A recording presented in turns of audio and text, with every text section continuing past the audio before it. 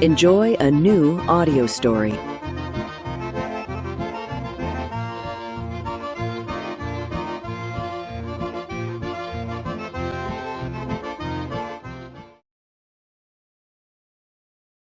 Stingaree Gulch, A Ring-Tailed Roaring Good Time by J.J. Mounts Miller. Story synopsis. Fleeing a rigged boxing match and a deadly mob ultimatum, legendary promoter Tex Rickard arrives in the Nevada boomtown of Rawhide to build his ultimate masterpiece, Stingaree Gulch, a sprawling empire of vice. As the silver rolls in, Tex sets his sights on an impossible dream, staging a controversial heavyweight championship for Jack Johnson. But in a town built on illusions, Tex meets his match in Vera Locke, a brilliant widow executing a devastating con. Stingaree Gulch is a high-stakes historical thriller of boomtown greed, masterful hustles, and the explosive championship prize fight that ultimately forced a millionaire into exile.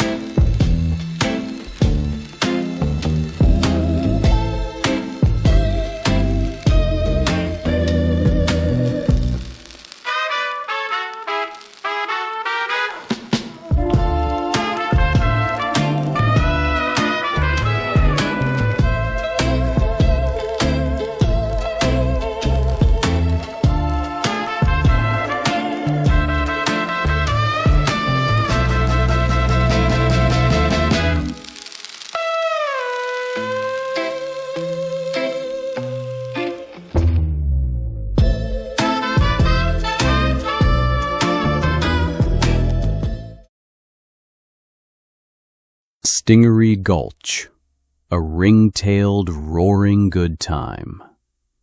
The engine of the Thomas Flyer idled with a heavy, impatient rumble, spitting exhaust into the dry Goldfield air. Tex Rickard stood beside the automobile, flicking a freshly printed postcard against his thumb. Want a ring-tailed roaring good time?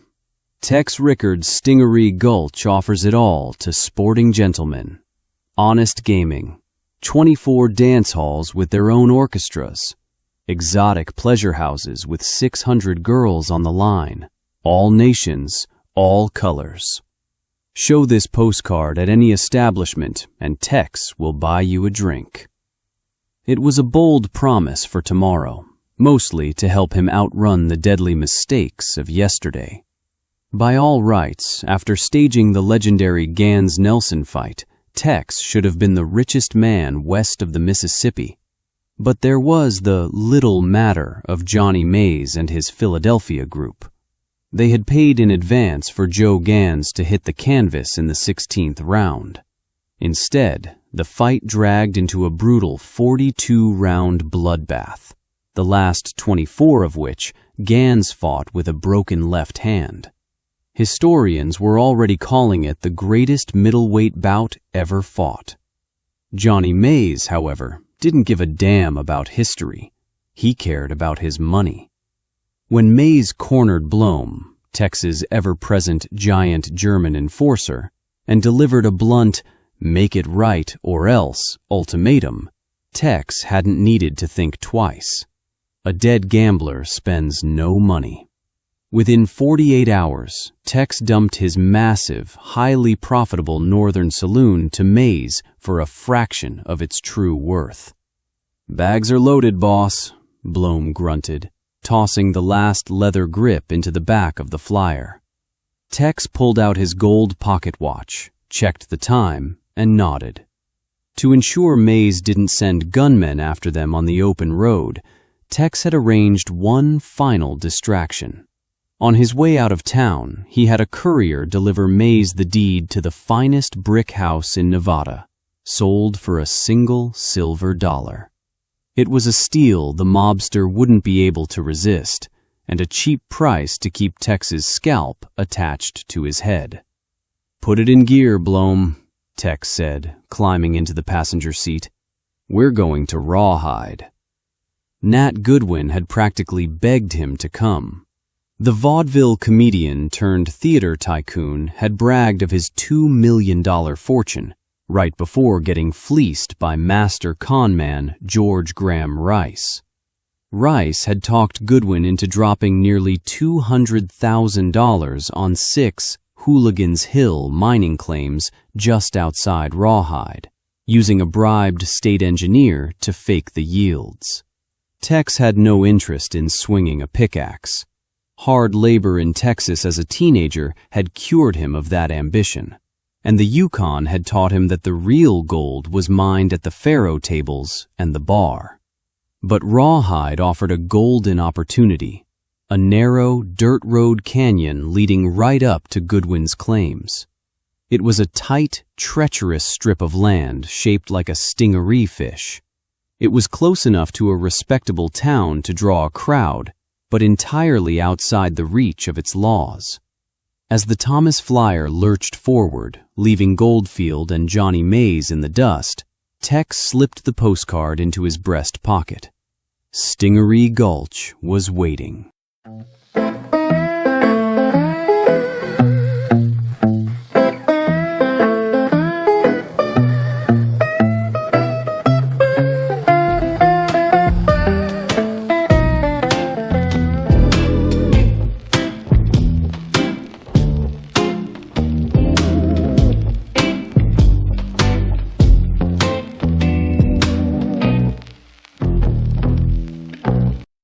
The Thomas Flyer conquered the Nevada washboard with all the grace of a rolling boulder, its brass radiator hissing like an angry diamondback by the time they reached the canyon mouth. Blome muscled the heavy steering wheel, fighting the deep ruts until the grade grew too steep.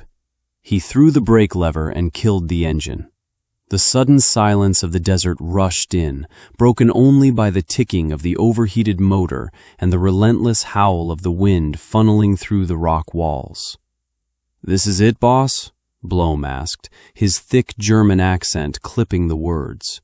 He climbed out, wiping a thick layer of alkali dust from his goggles. He looked up the canyon, his heavy jaw set in a scowl. "There is nothing here. Rocks. Sagebrush, maybe a few rattlesnakes." Tex stepped out of the Flyer, his boots crunching against the hardpan. He didn't bother dusting off his tailored suit. He walked a few paces into the canyon, turning slowly, taking the measure of the high, shadowed walls. The defile was a geographic anomaly. It flared wide at the entrance where they stood, then narrowed sharply, winding upward in a long, whip-thin trail toward Hooligans Hill. It was a perfect bottleneck. "You're looking at the dirt, Blome," Tex said, a slow, wolfish grin spreading across his face. "You have to look at the geometry. Geometry does not pour whiskey." "It does if you know how to build on it," Tex replied. He pointed a leather-gloved finger toward the wide, flat basin at the canyon's mouth. "Look at the shape of it, broad at the head, trailing off into a long, wicked tail, like a stingaree. Right here, at the head, that's where we drop the New Northern, biggest bar in the territory. We put the gaming tables up front where the light hits the gold, and the dance halls flanking it on both sides." Tex walked further in, his mind already framing the lumber, laying the canvas, and lighting the kerosene lamps. "Up the tail," Tex continued, gesturing to the narrow, winding path that led up the grade. "That's the line. A solid mile of cribs and parlor houses. every man who works up on Hooligan's Hill is going to have to walk right down the tail of the Stingaree to get to town. And by the time they reach the head, their pockets will be completely empty. Blome crossed his massive arms, looking up the hill toward where Nat Goodwin's doomed mining claims sat. Goodwin is paying them well to dig out worthless rock. Exactly, Tex said, pulling a silver flask from his coat. He took a short pull and tossed it to his enforcer. Nat Goodwin is a fool, but he's a rich fool paying good wages.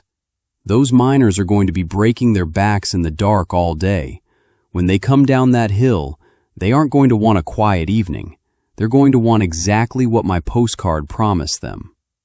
Tex reached down, picked up a jagged piece of quartz, and used it to carve a long, deep line across the dirt road, marking the threshold of his new domain. Get back in the flyer, Blome. We ride into Rawhide, buy up every scrap of lumber and canvas they have, and hire every man who can swing a hammer. Stingaree Gulch opens by the end of the week.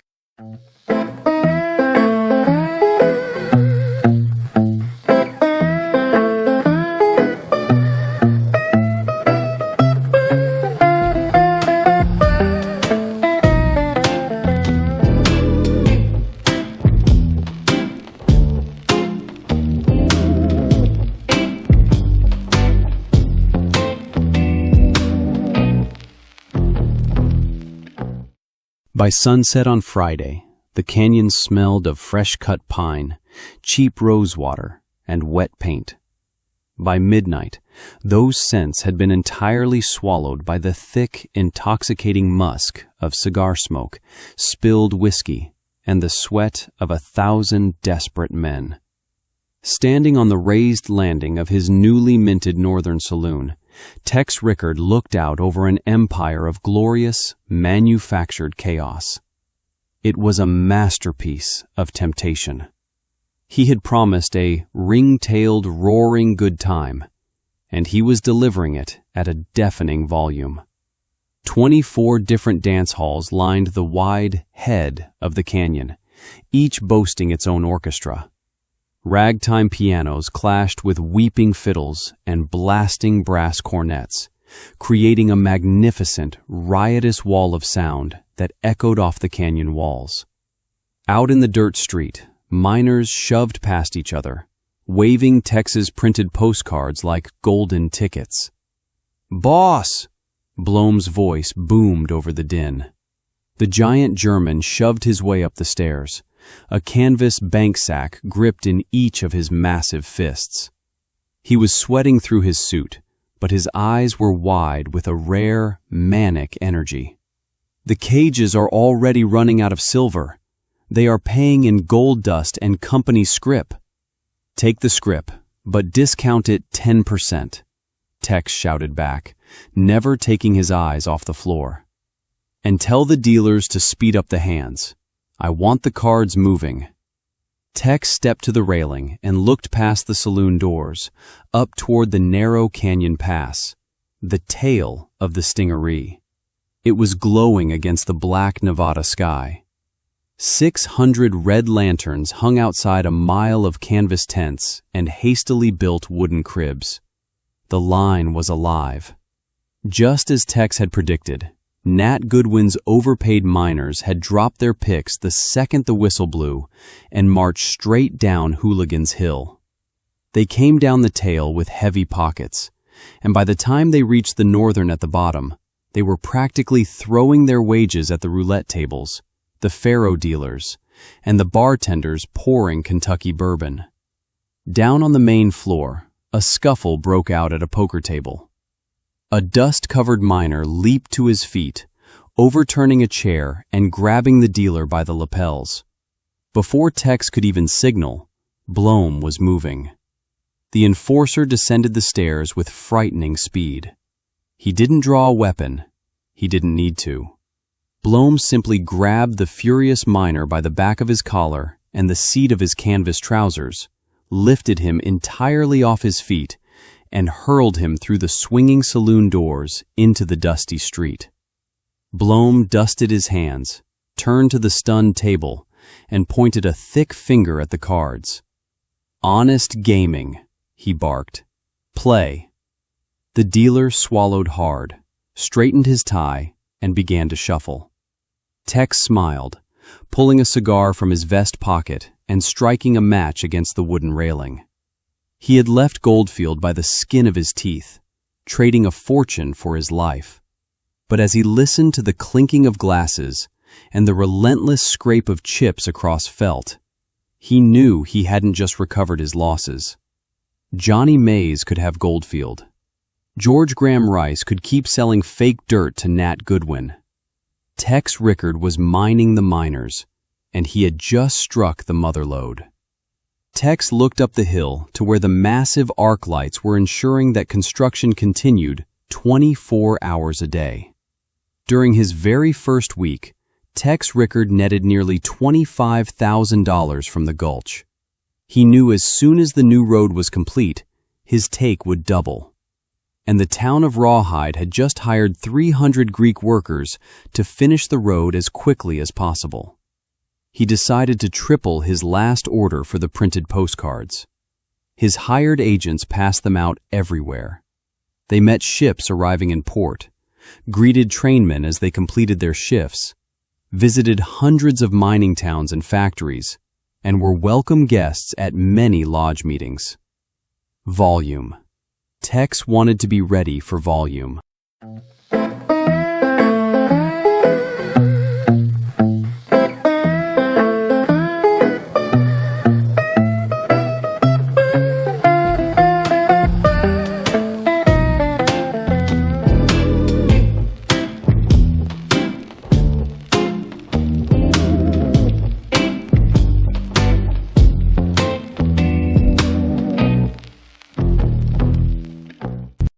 Tex Rickard leaned back in his leather chair, the tip of his cigar glowing like a forge ember in the dim light of the back office.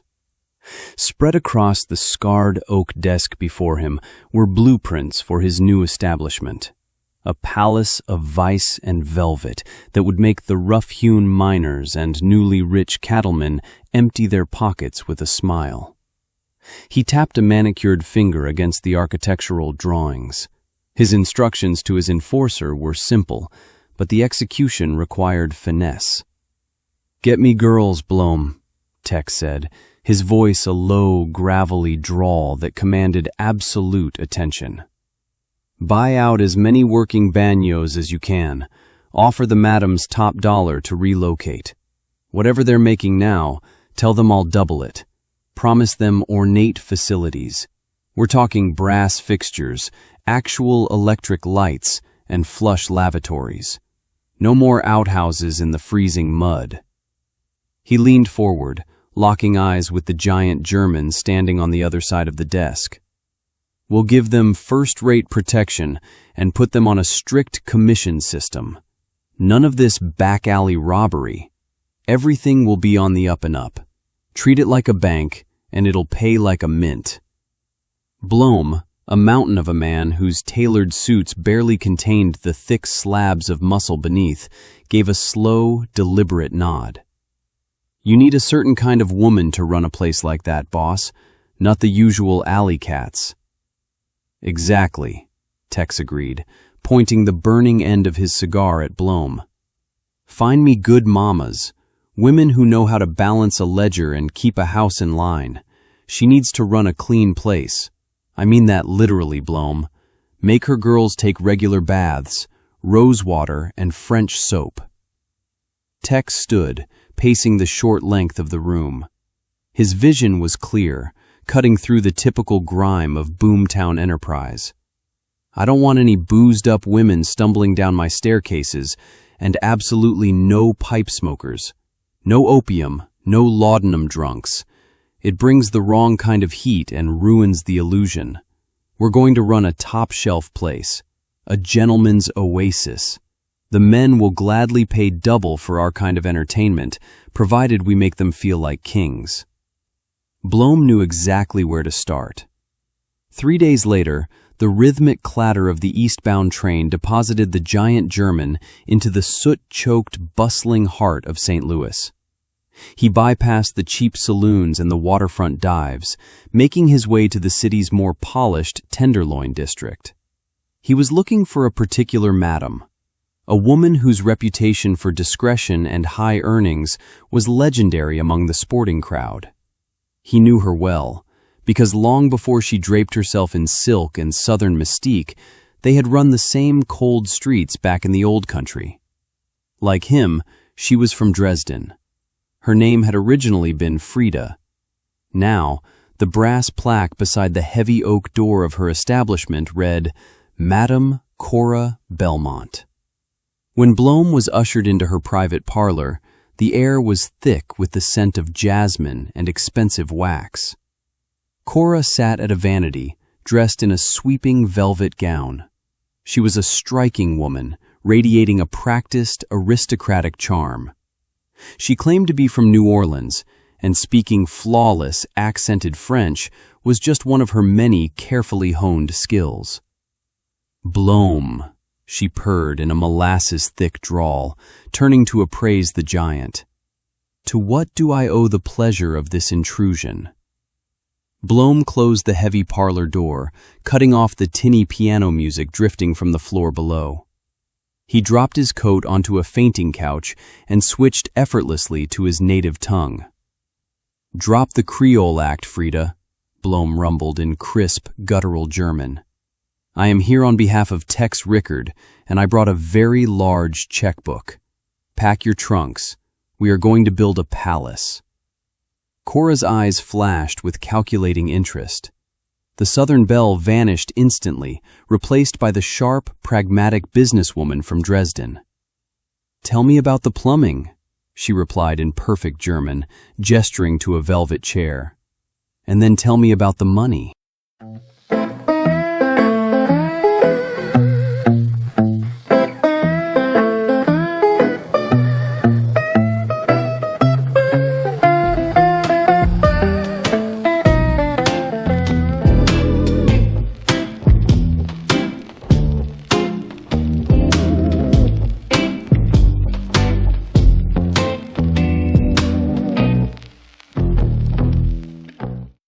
Every morning at 8 o'clock, Cora Belmont told her personal maid that she was leaving now, and to please lock the door. Of course, she gave her instructions in perfect French because her maid spoke only French. Cora then descended the 3 floors of the grand staircase of the Hotel Avalon to the lobby, where the doorman opened the main doors to the dusty streets of Rawhide. She moved elegantly to where Blome was waiting with the horse and buggy. He dismounted the carriage and politely assisted her up. As he did so, she greeted him, speaking in German. Guten Morgen, Herr Blome. Wie geht es dir? She was teasing him by using the intimate, very familiar form of the language. However, he would never respond to the tease, always maintaining his strict formality. Mir geht es heute Morgen gut. Es war ein profitabler Abend für Mr. Rickards Unternehmungen. No matter how the business had actually gone, Blome would always assert its profitability. Once they were both settled in the buggy, he clicked his tongue for the horse to get going. They headed immediately for the back entrance of Tex Rickard's giant Hercules Grand Saloon, where he had moved his headquarters operations. There, Blome secured the buggy and assisted Cora down to the wooden porch. He used his keys to open the always locked door. Together, they climbed the 3 flights of the back stairs to where they encountered another locked door. This one was made for maximum security with barred iron and 2 separate key locks. Inside, they bypassed the austere counting room and directly entered Tex's private sanctum. What had surprised Cora on her first visit was how much of the space was occupied by Tex's 3 gigantic, heavy-duty iron safes, anchoring the room like silent sentinels. They left little room for Tex's massive mahogany desk or the chairs. To a passing visitor, the sheer size and number of the vaults looked like utter paranoia. But in a booming, volatile town like Rawhide, paranoia was just another word for survival. Those 3 safes were born from the fire and blood of H.L. Gleason's infamous dynamite caper. The story of the safes began with a partnership forged in the dust of the Nevada boomtowns. Long before they arrived, Tex had allied himself with Al Brighton. Brighton, a shrewd man who had traveled down from Genoa just months prior, owned one of Rawhide's 3 banks. When Tex set his sights on developing Stingaree Gulch, it was Brighton who helped to bankroll the dream, providing a massive chunk of the funding. In return, Tex anchored his trust, and his own considerable fortune, inside the vault of Brighton's bank. But wealth in a boomtown breeds bitter enemies. Enter H.L. Gleason. A business deal between Gleason and Brighton had recently gone horribly sour, leaving Gleason nursing a festering, venomous grudge. Gleason wasn't quiet about it either. He spewed threats against the banker to anyone who would listen. In a tough town, angry words were cheap, and most folks brushed Gleason off as a hothead blowing off steam. No one realized he was about to blow up the bank instead. It happened on a seemingly ordinary afternoon. Without warning, the sharp, violent crash of shattering glass echoed down the street. Gleason had hurled 4 live sticks of dynamite straight through the front window of Brighton's bank. Hearing the commotion, Al Brighton rushed from his desk toward the front to investigate. He never had a chance. The dynamite detonated with a deafening, earth-shaking roar that blew the front of the bank apart, tragically killing Brighton in the blast. The smoke hadn't even cleared before the shock of the explosion mutated into a lethal, roaring rage. A mob of Rawhide citizens materialized from the saloons and claims, ropes in hand, their eyes fixed on summary boomtown justice. They meant to drag Gleason into the street and string him up right there in the dust. It was only the desperate, iron-willed intervention of the local sheriff that kept the mob at bay. Standing between the vigilantes and their prey, the sheriff managed to secure Gleason and take him out of town to the sturdier jail up in Carson City. There, the law handled what the mob had started. Gleason was tried, convicted, and hung by the neck until dead. Back in Rawhide, the dust settled, but Tex Rickard was changed. Having lost his financial anchor and a close partner in one violent flash, he made a silent vow before the splintered remains of the bank. He pulled whatever wealth he had left, sent away for the 3 largest, heaviest iron vaults money could buy, and dragged them directly into his private office. From that day on, Tex Rickard never trusted a bank again. Now, they served as the iron heart of his empire. As Blome switched on the electric lights, providing the only illumination for the windowless room, Cora's attention returned to the present. She moved to the middle safe, the one with red roses painted on its heavy iron door. It bore a dial, a handle, and the words E.L. Burns & Sons, Gary, Indiana. When Blome was ready, she began twisting the dial to the necessary numbers, calling out each in German as she moved to them. 53, 16, 29, 7, 16, 53, 16, 29, 7, 16. After the last number clicked into place, she pulled the handle and swung the heavy door open. From it, she retrieved her meticulously recorded ledger book. Then she closed the safe, and she and Blome made their way back down the stairs to the buggy. The rest of the morning was spent strictly on business. They visited each parlor house in the Gulch, spoke with the madams, quizzed the bouncers, collected the money, and rendered whatever discipline was necessary to maintain a quality operation. As they moved from place to place, Cora recorded every last detail in her leather-bound book. Back at the Hercules Grand Saloon, they entered once more, climbed the back stairs, and this time stopped in the austere counting room outside Tex's office. There, Cora methodically organized the morning's take into various piles, separating income and expenses for each house. Once finished, she returned to Tex's office and placed both her ledger book and the stacks of cash carefully inside the safe with the painted roses. Locking it shut with a heavy, satisfying metallic click, she knew all that remained of her morning's work was to return to her hotel room, where her French-speaking maid had already drawn her bath.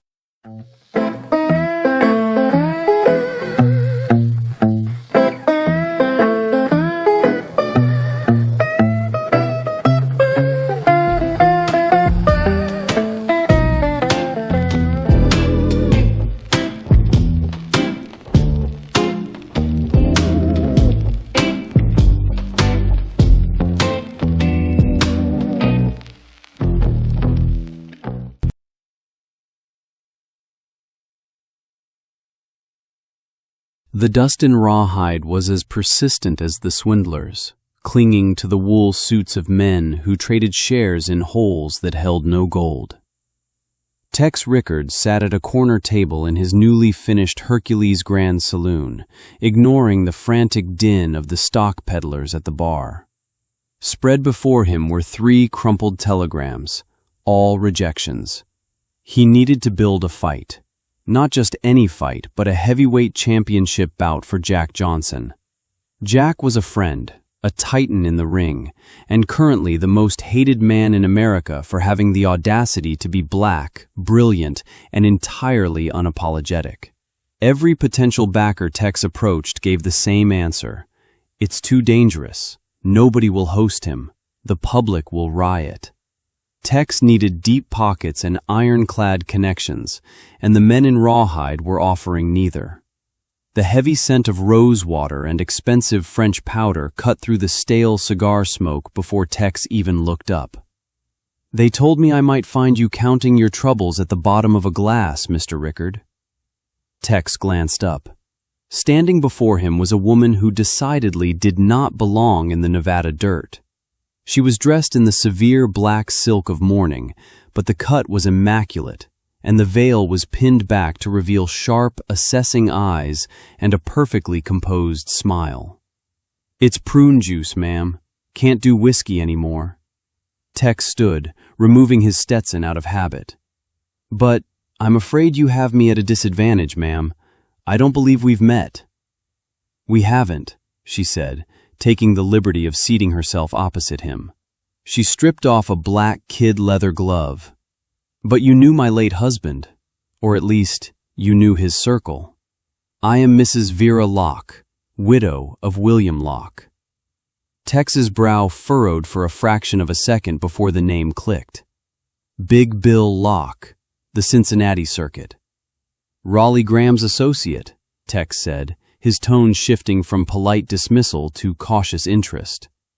Raleigh Graham was a legend in the sporting crowd, a man who would drop $175,000 on a single horse and sleep soundly that night. "The very same," Vera sighed, her eyes dropping in a masterful display of practiced grief.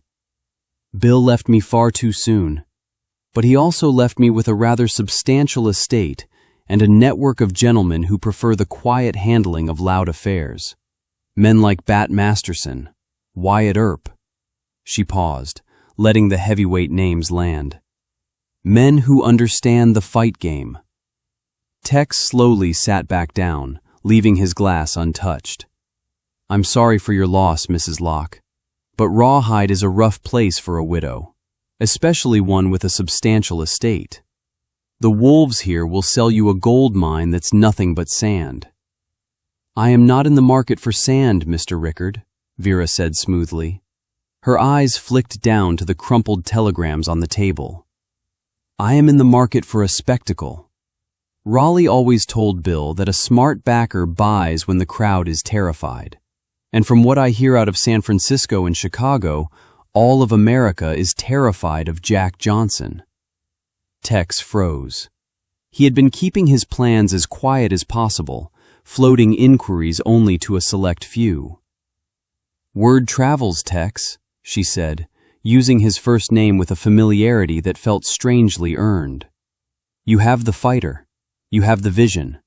But you are hitting a wall because the men with the money are cowards. They care about polite society. And you don't? Vera offered a thin, conspiratorial smile. Polite society bored my husband to tears, and it bores me. I have capital sitting idle in Denver banks, and I have connections to mayors and governors who owe the Graham-Locke syndicate favors. I am looking for a partner who isn't afraid of a little heat. She leaned in closer, the veil casting a soft shadow over her face. You need a miracle to put Jack Johnson in that ring. I have the funds to build the arena and the leverage to keep the law out of your way. Buy me a cup of coffee, Mr. Rickard, and let's talk about making history. Tex looked at the woman. He knew the sporting crowd. He knew the grifters of Rawhide. But a widow holding the keys to the Graham Empire? She was the answer to a prayer he hadn't even finished praying. Mrs. Locke, Tex said, signaling the bartender. Coffee won't do. Let me buy you a steak.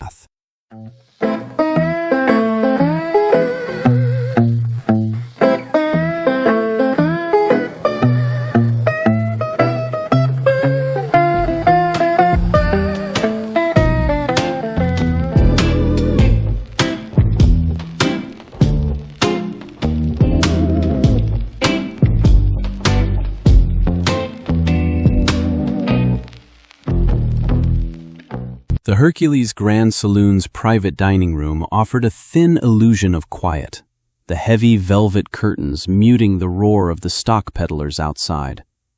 Tex carved his steak, watching Vera Locke from across the table. She ate with the precise, unhurried grace of a woman used to fine dining, a stark contrast to the rough-hewn boomtown surrounding them. So, Tex said, setting his knife down, you want to back a fight that half the country wants banned, and you want to do it in a town like this? Vera dabbed her lips with a linen napkin. Not in Rawhide, heavens no. This town is a mirage, Mr. Rickard. It will blow away with the next strong wind. No, we stage it somewhere real. Reno, perhaps, or somewhere just outside San Francisco. But the location is secondary to the politics. Tex nodded slowly. The politics are the whole game. The moment I announce Jack Johnson is fighting a white heavyweight for the title, every moral crusader and reform politician from here to New York will try to shut it down. They'll call out the state militia if they have to. Exactly, Vera said, leaning in, her voice dropping to a conspiratorial murmur. Which is why you need Raleigh Graham's architecture. Before my husband passed, he and Raleigh established let's call it a benevolence fund in several state capitals. We have men who can ensure the governor's office remains perfectly oblivious to our spectacle until the bell rings. No militia, no injunctions. Tex felt a surge of genuine excitement. This was the missing piece. He could build the arena, he could sell the tickets, but he couldn't fight the state government. And what does this benevolence cost? A fraction of what the fight will gross, Vera replied dismissively. I am prepared to underwrite the entire purse. $100,000, guaranteed. I will also front the capital for a 30,000-seat arena. Tex stared at her. $100,000 was an astronomical sum, enough to lure any white heavyweight champion out of hiding to fight Johnson. That is a very generous offer, Mrs. Locke. What is the catch? Vera offered a small, appreciative smile. You are a smart man, Tex. The catch is the banking. The Locke estate is vast, but it is currently navigating the tedious waters of probate in Colorado. My primary capital is tied up in trusts managed by exceedingly conservative bankers, men who would faint at the idea of funding a racially integrated prize fight. She reached into her reticule and produced a silver cigarette case, though she didn't open it, merely turning it over in her gloved hands. I can bypass the trust to fund the purse and the arena through a blind holding company, she explained smoothly. but I cannot move the cash required for the political lubrication without triggering an inquiry from the estate executors. They watch my direct withdrawals like hawks. Tex saw the trap closing, though to him, it looked like a door opening. So, you need me to front the bribe money. I need you to secure the political landscape, Vera corrected gently. My fixer in Carson City requires $25,000 in cash, in a satchel, by Friday. He distributes it to the right senators, the sheriff, and the governor's inner circle. Once the fight is legally sanctioned and the state's blessing is ironclad, my holding company releases the $100,000 for the purse into our joint account. She reached across the table, her gloved hand resting lightly over his. You put up $25,000, Tex. In return, I finance the biggest fight in the history of the world, and we split the gate receipts 50-50. It is a leap of faith, I know. But men like Bat Masterson and my late husband didn't build their empires by waiting for permission. Tex looked at her hand, then at the untouched juice beside his plate. $25,000 was nearly everything he had liquid.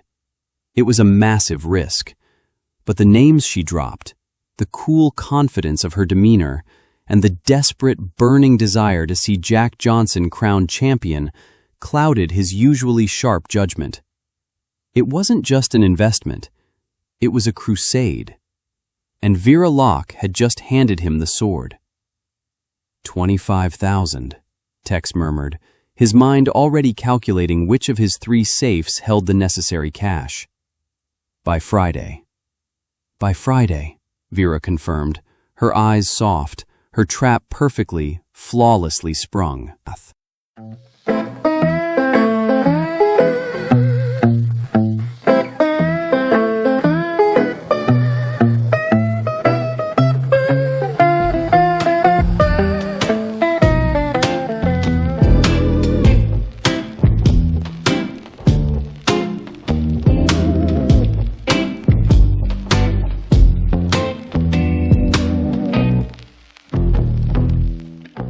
Rawhide, Nevada was a town built by stock manipulation, a showy display of success that didn't exist. It thrived only by manipulators selling worthless mining stocks to other manipulators. Henry Chenworth, 1931. Rawhide was a town choking on its own illusions, a haven for confidence operators looking to mine the miners. Most of these grifters were men with cheap suits and cheaper talk, but Mrs. Vera Locke stood alone at the summit. Her phenomenal success didn't come from the ghost of Big Bill Locke, nor did it rely on the deep pockets of the Cincinnati circuit. Her true syndicate was a network of underpaid accomplices working the telegraph wires. By bribing operators across the state, she had systematically intercepted Tex Rickard's desperate cables to potential backers. She knew his exact capital, his deepest fears, and his precise breaking point before she ever stepped foot in the Hercules Grand Saloon. Armed with his stolen secrets, the rest of the sting was just her pure, unadulterated talent for theater. Tex lost the money, but he didn't lose his ambition.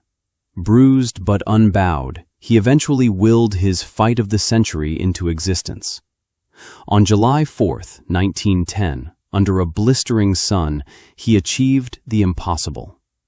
Jack Johnson defended his title, and Tex walked away with a staggering, historic fortune. Historians estimate he pocketed a cool $5 million from the gate and the moving picture rights.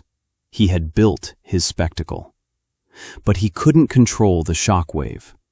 When the referee raised Jack Johnson's glove, the bell didn't just end the bout. It lit a powder keg beneath a deeply fractured nation. Humiliated by the decisive victory of a black man over their great white hope, white America retaliated with horrific, unchecked violence. Race riots erupted like brush fires across 25 states and over 50 cities. In New York City, Philadelphia, Pittsburgh, New Orleans, Atlanta, St. Louis, Little Rock, and Houston, white mobs spilled into the streets. They attacked black citizens with savage beatings, burned homes and prosperous businesses to the ground, and committed ruthless lynchings. The sporting triumph had birthed a national tragedy. In the shadows of the arena, a different kind of violence was brewing. The financial fallout of the fight was catastrophic for the underworld. In the ensuing chaos, the massive volume of losing bets on the white challenger were simply never paid off.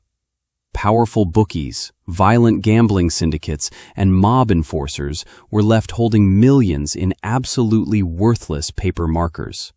They were bleeding money, and they were looking for someone to blame.